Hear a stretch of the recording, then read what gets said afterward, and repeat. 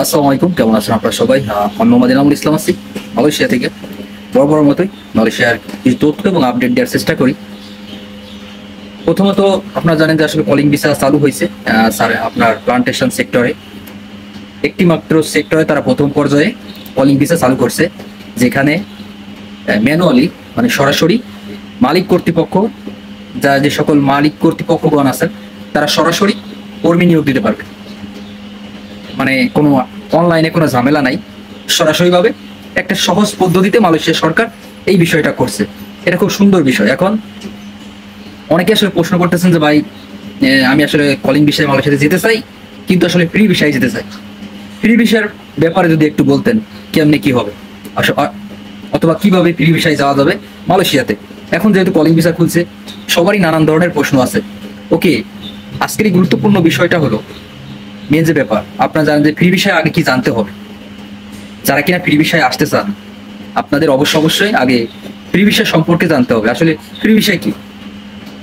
Free বিষয়ের system হলো আপনার মানে একটা আন্ডারে ভিসা আছে, মানে একটা কোম্পানির আন্ডারে ভিসা আছে, একটা কোম্পানির নামে আপনার ভিসা আছে, কিন্তু আপনি ওই কোম্পানিতে কাজ করেন না।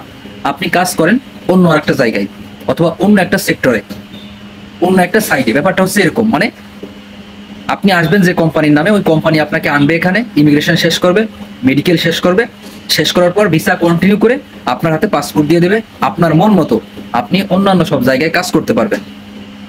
এখন কথা হলো, ফ্রি ভিসা আসলে কাদের জন্য ভালো হয়?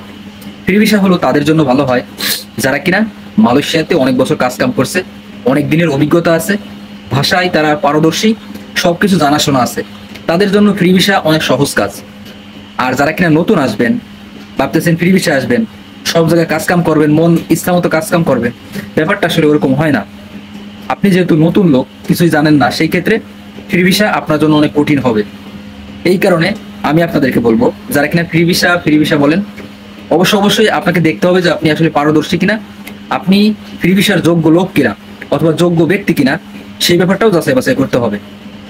আশা করি বুঝতে পারছেন ব্যাপারটা। আর আরেকটা ব্যাপার, সেটা হচ্ছে ফ্রি ভিসা যদি আপনার লোকজন থাকে মালয়েশিয়াতে, সেই ক্ষেত্রে আলাদা ব্যাপার।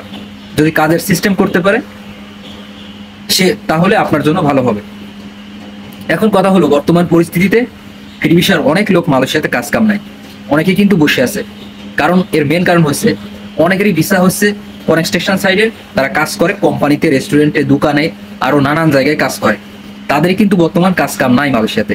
এই কারণে যারা এখানে ফ্রি ভিসায় আসতে চান, অবশ্যই চিন্তা ভাবনা করে দেখে শুনে তারপরে আসবেন। তা না হলে কিন্তু আপনার ক্ষতি হবে, পরবর্তী সময় আপনি কাজ পাবেন না। আশা করি বুঝতে পারছেন ব্যাপারটা, যারা কিনা ম্যাক্সিমাম সময় ফ্রি ভিসা নিয়ে কথা বলতে বলেন। ধন্যবাদ সবাই, ভালো থাকবেন, দেখা হবে পরবর্তী কোনো ভিডিওতে। ততক্ষণ ভালো থাকবেন, সুস্থ থাকবেন, আল্লাহ হাফিজ।